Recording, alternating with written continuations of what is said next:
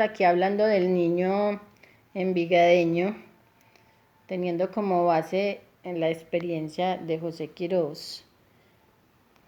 En, en los años 1948, 50 en adelante, los niños de esa época todos éramos de pantalón corto.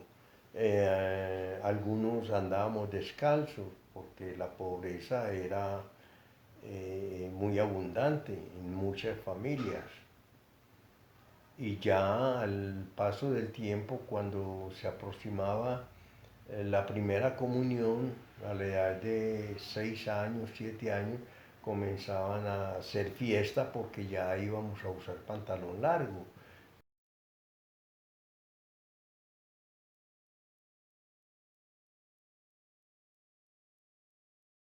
para la primera comunión. Y de ahí en adelante ya era para una felicidad andar con pantalón largo. Mm. Y era pantalón largo, pero camisa, camiseta. Usualmente se usaba la cargadera para los pantalones. Si fueran largos o fueran cortos, se usaban mucho las cargaderas en X por la espalda. Y con eso se sostenía uno los pantalones, porque las correas eran más bien escasas. Y cuando se comenzó a usar la correa, pues ya las, habían personas o habían niños que usaban las dos cosas, las correas y las cargaderas. Ya como adorno. Sí, como adorno porque se veía bonito, uno en camisa blanca con cargadera se veía bien, muy bien vestido. Entonces era de camisa. ¿Y la camisa era de manga larga o manga Se corta? usaba mucho la Mm. manga larga, por los calores y todo para protegerse uno del sol. ¿Y qué hacían los niños en esa época? No, pues más que todo jugar y jugar.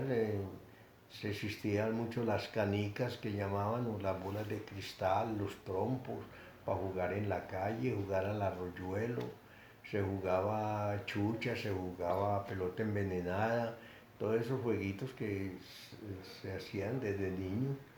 Y la persecución del uno al otro para protegerse de las ventanas para que el otro no lo cogiera a uno. Entonces quedaba uno salvado. Cuando uno se pegaba de las ventanas, quedaba salvado, no lo podían tocar. Mm. Ese era el juego de la chucha, que llamaba la chucha. Mm. Entonces, y la pelota envenenada, lo perseguían a uno con una pelota. Jugamos 7 niños y hacíamos 7 hoyos. Entonces, a una distancia de unos 3 o 4 metros se lanzaba la pelota, y el que lanzara la pelota y la metiera a un hueco, si la metía por ejemplo al hueco mío que era el 3, entonces yo tenía que ir a coger la pelota, y con esa, al que yo le pegara, entonces ese quedaba envenenado. Mm. Esa era la Y bueno, esa era la pelota envenenada. Y también jugaban tie. sí, el tai, no, Jamie, el tapí, catapis. Alcatapis. El catapis lo jugábamos tanto a nivel de niños como las niñas también, eso era unisexo. Entonces se jugaba el catapis con las niñas y todo, y el trompo, con el trompo se hacían arroyuelos, que existía el centavito, con un centavito uno compraba un fresco, compraba un cono, o compraba un recorte, que los recortes regularmente eran con bizcocho, María Luisa y conos, barquillos de cono. Entonces eso valía un centavo. Entonces uno con 4 o 5 centavos se sentía rico porque podía comprar mucho. Y eso nosotros jugábamos al arroyuelo y hacíamos un hoyito en la mitad, hacíamos una circunferencia en la tierra, y en la mitad hacíamos un huequito y ahí enterrábamos 8 o 10 centavos. Y esos 8 o 10 centavos ya los íbamos sacando con trompo. Había veces que salían esos centavitos machacados, pero siempre tenían validez, porque valía ese centavito por ahí volado. entonces iba uno a recogerlo y ya, y se salía uno ganando a veces 8, 10, 15 centavos y era uno como un rico, porque con unos 15 centavos uno compraba gaseosa, que era de Postobón. En ese entonces no existía gaseosa Luz, sino Postobón, y esos frescos eran muy grandes y uno compraba con un centavo un fresco y con otro centavo un recorte, y ahí tenía para comer un algo, Eso está muy ¿no? bueno.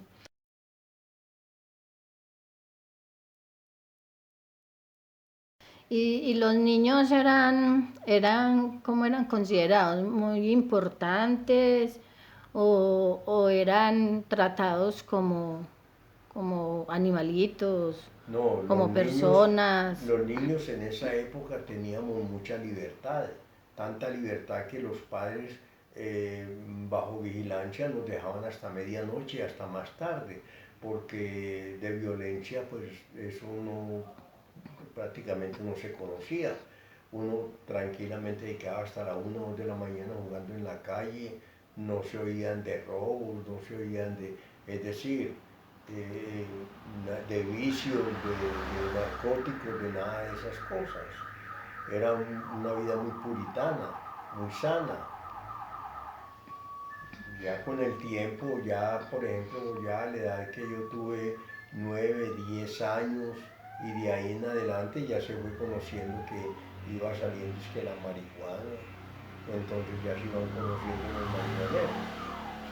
Y cuando peleaban, ¿con qué peleaban? ¿A puños No, o...? las peleas en ese entonces regularmente era con machete o cuchillo. ¿Y los niños cómo Eso, peleaban? los niños peleaban a los puños o se tiraban piedra, pero no existía así pues peleas graves entre niños, más que todo entre los adultos era con machete o con cuchillo, que esas eran las armas que habían. Eso de revólver no se conocía, porque eso no lo tenía sino las fuerzas militares y las de policía. ¿Y qué normas habían para los niños?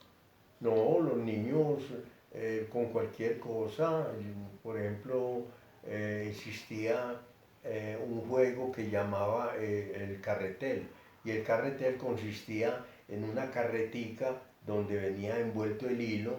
Entonces las madres, cuando terminaban de coser esa carretica, no la botaban, sino que se la daban al niño. Entonces uno como niño cogía un palo de escoba, le ponía un clavo grandecita y la metía por el carretel y uno salía rodando con ese carretel por toda parte. Era un juego, sí, era un juego sano, muy bueno y todo eso, pero no faltó quien usara ese palo con ese clavo como un arma. Inclusive yo conocí un muchacho de Itagüí que porque le fue a quitar un palo de escoba con el clavo a otro muchachito para él jugar, el muchachito le cogió con el palo y le pegó en la cara y le sacó un ojo Ah, y quedó tuerto. ah. Ese muchacho fue un muchacho Gustavo Arboleda de Itagüí, entonces nosotros le decíamos Gustavo el Tuerto. Mm.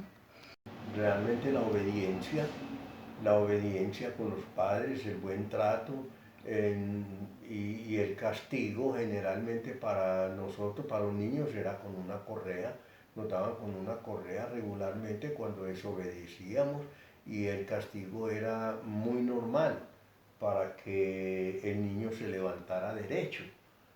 Había muy buena corrección por parte de los padres, nos castigaban, pero no abusaban así drásticamente, sino que lo castigaban a uno o muchas veces lo amenazaban con la correa que se entrara para la casa o que hiciera un mandado, en fin, y esos eran los castigos. Entonces uno muchas veces por temor uno hacía las cosas bien para que no lo castigaran. Y entonces si hacía uno cualquier cosa, uno decía, mamacita, vea, yo hice tal cosa, pero no me vaya a castigar, ¿cierto? No le vaya a contar a mi papá. Usted me iba a pegar, pégueme con la correa, que yo hice esto, pero no le diga a mi papá porque él me pega más duro, ¿no? Y así. Entonces, en las normas para los niños era más que todo la obediencia. Y eso Un niño obediente en la época de mi infancia era aquel niño que se le ordenaba hacer algo y corría a hacerlo. Muchas veces por temor, otras veces porque había mucha obediencia. Se respetaba mucho a los padres, de los padres a los hijos y de los hijos a los padres. Y habían muchas escuelas en esa época. Por toda parte existían los kinders, existían las primarias, existían ¿cómo era que se llama? Ese de Carla Cristina, por ejemplo, ¿cierto? Que era un pre-kinder. Y ya después de eso, entonces ya pasaba uno a la escuela al primer año. ¿Y cómo llamaba la escuela? Había muy buena preparación. En la escuela, por ejemplo, de kinder se salía para el primer año de escuela, bien fuera la escuela Fernando González, bien fuera la José Miguel de la Calle, y qué otras. La Marceliano. Y la Marceliano Vélez, exactamente. ¿Y la presentación? La presentación era el colegio principal que había en Envigado. Ese fue el primer colegio que hubo en Envigado con respecto a las niñas, a las mujeres. Era para el mujeres. colegio de la presentación. Ya luego vino el colegio de los hermanos cristianos, colegio de la Salle. ¿Y la normal cuándo? La normal de señorita, ya eso fue posterior a todas esas escuelas. No sé exactamente en qué año nació la normal, pero ya dentro de la fundación de las escuelas y las preparatorias, la normal de señoritas fue muy posterior a las otras escuelas. Cuando los niños nacían, ¿cómo eran las vestimentas? Pues el vestuario, Pues, el ajuar. El ajuar usualmente se conseguía cuando el niño nacía, les ponían su ropa de baby, sus atuendos, ¿cómo es que llama esa? Una cobijita que era cuadradita y con eso lo sacaban a la calle. Era como un pañal. Un pañal y le ponían gorrito y todo eso. Pero es que mi mamá decía, mi mamá y Amanda, que fueron otras entrevistadas, en el tiempo pues que mi mamá hablaba, que los envolvían desde los pies hasta acá, hasta el cuello. Sí, para protegerlos de los zancudos, del frío y todo eso, ¿no? Porque... Y que para que las piernas no fueran garetas. No, espérese. No, lo que se acostumbraba para que los niños caminaran derecho y los pies no se les encorvaran era no pararlos a caminar antes de cumplir un año. Entonces, no los obligaban a que anduvieran de una mano para un lado o para el otro, sino que más bien los cargaban. Cuando ya el niño iba afinando sus huesitos después del año, entonces ya ahí sí lo iban soltando para que fuera a caminar. Pero usualmente cuando lo ponían a caminar antes del año, se le iban torciendo los piecitos y quedaban garetas. Verbo y gracia, como pasó con ¿cómo es que llama? Con el sobrino de nosotros, el de hermana Margarita, Víctor. Con Víctor. Víctor era gareticas completamente. ¿Por qué? Porque Margarita fue una que lo obligaba a que caminara. Y lo braviaba para acá y lo braviaba para allá, porque lamentablemente Víctor fue un niño que dio mucha brega para levantarlo y entonces se levantó con mucho temor, se ensuciaba en la cama, se orinaba, todo eso. Entonces, dada esa situación, lo paraba muy bruscamente, lo ponía a caminar hasta que ya el niño resultó garetas. Entonces, en esa época, ¿había psicólogo para los niños? No, en esa época que se recuerde no existían psicólogos. Siempre eran llevados a las vacunaciones para prevenirlos de muchas enfermedades, como era la tifoidea, la viruela, la papera, que era muy popular, y otras enfermedades así, pero de psicología no. La psicología se aplicaba en la casa y en el Con la colegio. correa. Sí, la psicología se Mi mamá apenas le da aplicaba. risa. Con la correa. La Esa era la psicología que psicóloga. se aplicaba era entre los padres y los maestros, profesores. Había una comunicación constante para levantarlo y bien educado en el campo material, en el campo moral y en el campo espiritual. Mm. Eso era, porque las reuniones, eso veo yo que hoy día casi no existe. En cambio, era una obligación cuando se programaba reunión de padres de familia que los dos existieran. Si por alguna razón la mujer no podía porque tenía sus oficios domésticos o que atender a algunos niños en la casa o algo, entonces tenía que ir el padre en representación de la madre. Y luego había una comunicación muy constante entre los padres y los profesores, entonces el niño evitaba mucho de mentir. ¿Por qué? Porque sabía de que si algo hacía mal en el colegio, los padres se iban a dar cuenta, porque en las reuniones de padres de familia se iba a comunicar todo el procedimiento y todo el comportamiento de los niños en la escuela. Más luego los padres eran reportados también de cuál era el comportamiento de los niños en la casa. Entonces era una comunicación mutua. Y así en esa forma los niños eran muy bien levantados. ¿Y la alimentación de los niños cómo era? ¿Qué comían los niños? La alimentación en ese entonces no existía en las escuelas.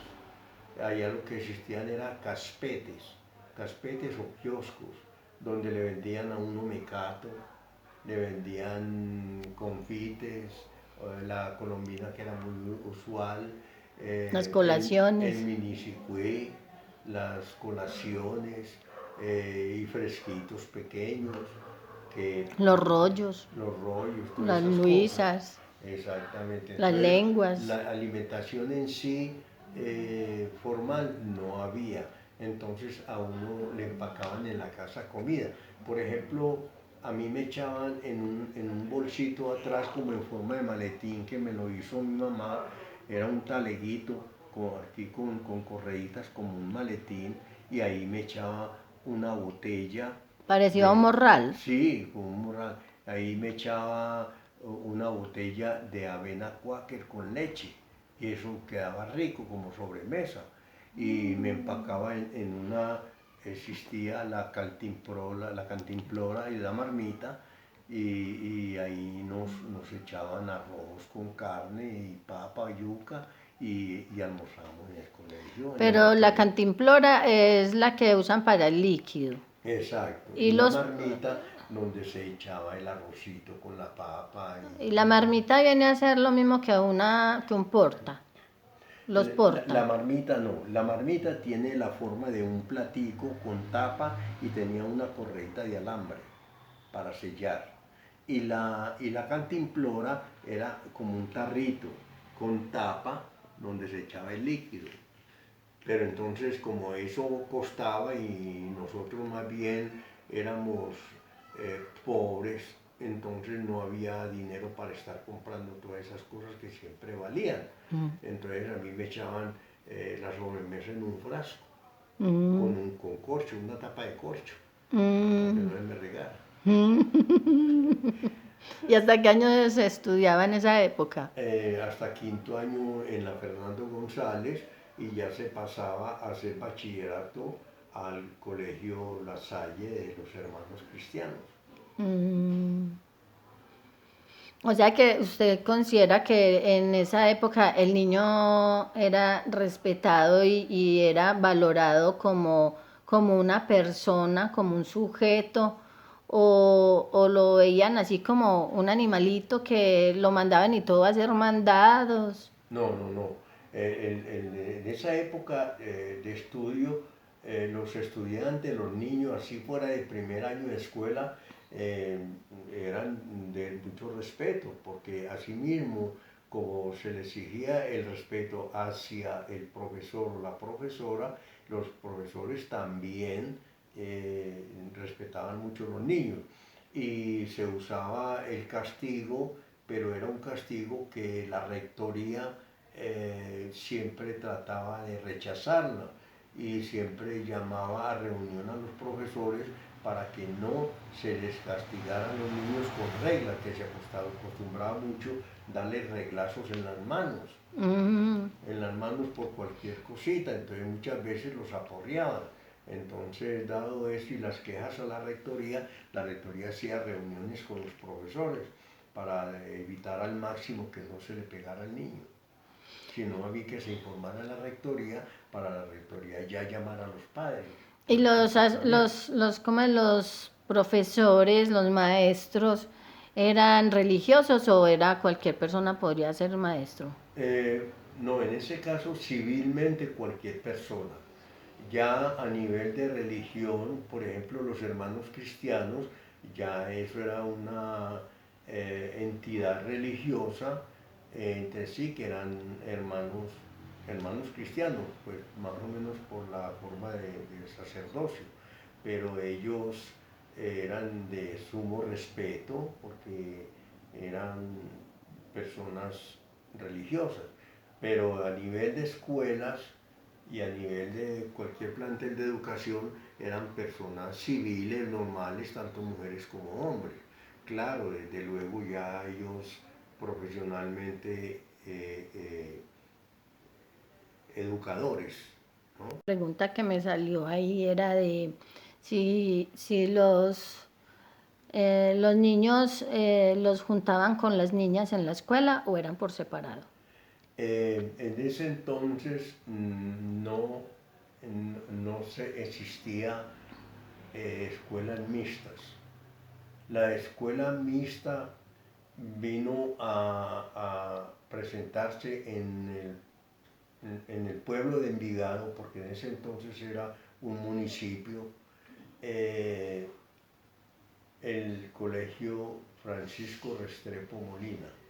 El colegio Francisco Restrepo Molina fue el primero, el que nació en Envigado como una institución educativa mixta de niños y niñas.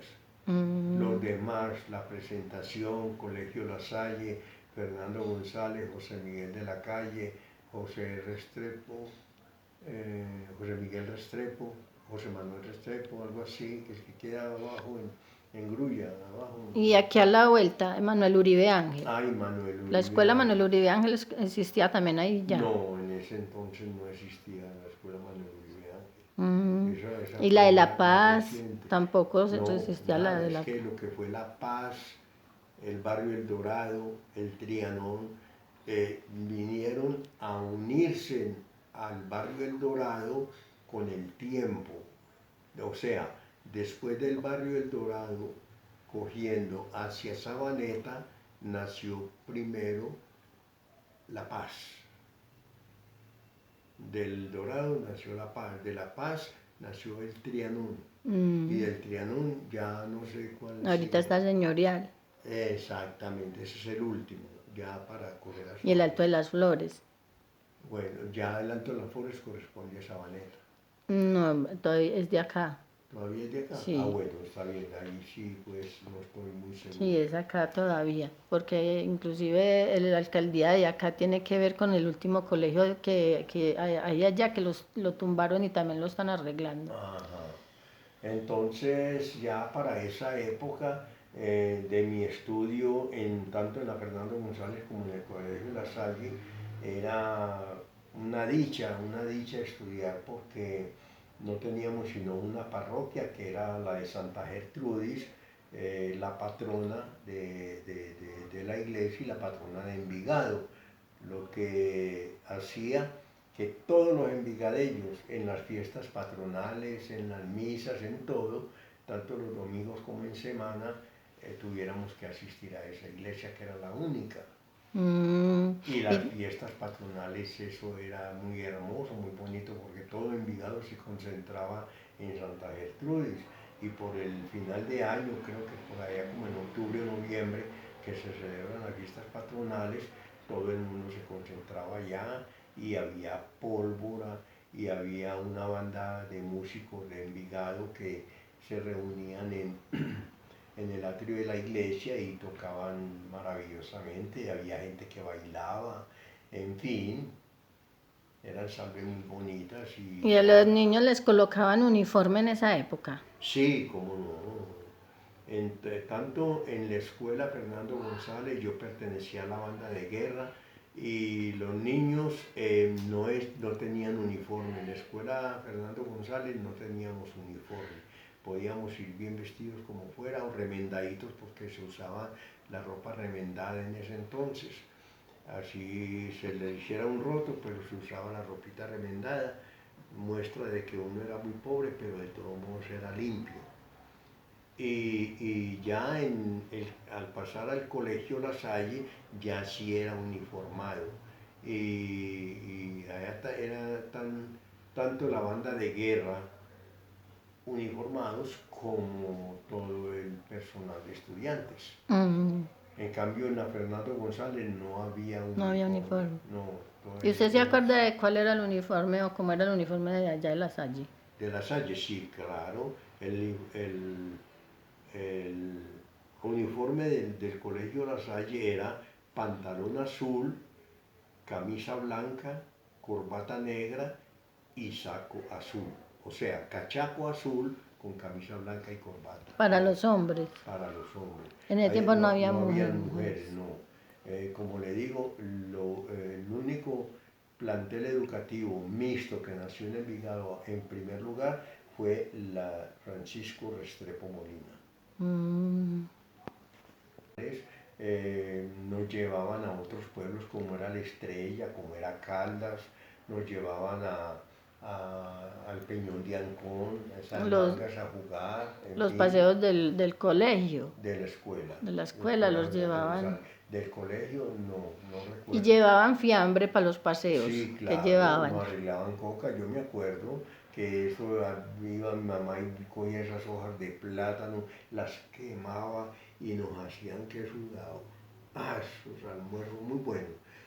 Nos llevaban también a Girardota, en fin, a varias partes. Pero en el colegio La Salle ya nunca nosotros llegamos a pasear. Paseamos los que estábamos en la banda de guerra, sí, porque, por ejemplo, cada pueblo de acá de Medellín o cada municipio tenía su patrona de la iglesia, o fuera un santo, o fuera una santa, o una virgen, en fin. Entonces, cuando se presentaba una fiesta, por ejemplo, en la Estrella, nosotros, como de la banda de guerra, nos llevaban allá a las procesiones, como nos llegaron a llevar a Medellín a la procesión del Sagrado Corazón de Jesús. Entonces no solamente iba la banda de guerra de Envigado, sino que iba banda de guerra de otros pueblos, y eso era una belleza esos desfiles, Mm, ¿no? Porque eran bandas de guerra diferentes, y eso era el que más bonito tocara, el que más bonitos instrumentos tuviera. A nosotros nos hacían brillar las cornetas, los tambores tenían que estar bien templados, los platillos bien brillanticos, el batutero, el que iba adelante con la batuta, tenía que entrenarse muy bien y tirar la batuta para arriba y pararla. Bueno, todo eso, había mucha disciplina y cosas muy buenas. ujú. Entonces nos tocaba pues en diferentes salves de patronas, imágenes patronas en otros municipios, nos llevaban en carro y nos daban plata también, nos pagaban. Mm, Y por ejemplo nos contrataban, digamos, de Caldas y allá no faltaba quien dijera que había, por ejemplo, 100 pesos o 200 pesos para repartir a los de la banda de guerra. Y 100 pesos, 200 pesos en 1960, 1970, eso era mucha plata. ujú. Eso era mucha plata, de que tocaban a uno por decir 8 o 10 pesos. Eso uno con eso hasta tomaba cerveza. ¿Y cuánto valía una casa en esa época, más o menos? Una casa. Sí. Ah, pues imagínese, en una casa, usted con 100 pesos compraba una casa. ¿Cuánto me costó a mí la casa atrás? Me costó 100 pesos. 100 pesos. Más o menos en qué Me año. costó 100 pesos. Y la moto que yo compré en 1960 y 67 me costó 17.000 pesos. Y para irme para Estados Unidos la Pero vendí como que a 17.000 pesos. 17.000 Y pesos. entonces la casa, ¿cuánto? Ah, la casa era 100.000 pesos, no 100 pesos, perdón, sino 100.000 pesos. Sí, 100, 100.000 pesos 100.000. valía una casa. Esa que eso me los prestó la cooperativa de Avianca para comprar la casa, 100.000 pesos. O sea Exactamente. que en esa época existía Bianca. Sí, claro, Avianca. Avianca es la empresa de aviación nacional y tradicional de Antioquia y de Colombia. La primera empresa de aviación Avianca. Ya después nació Aerocóndor, nació SAM, nació Aerotaxi, nació diferentes empresas aéreas.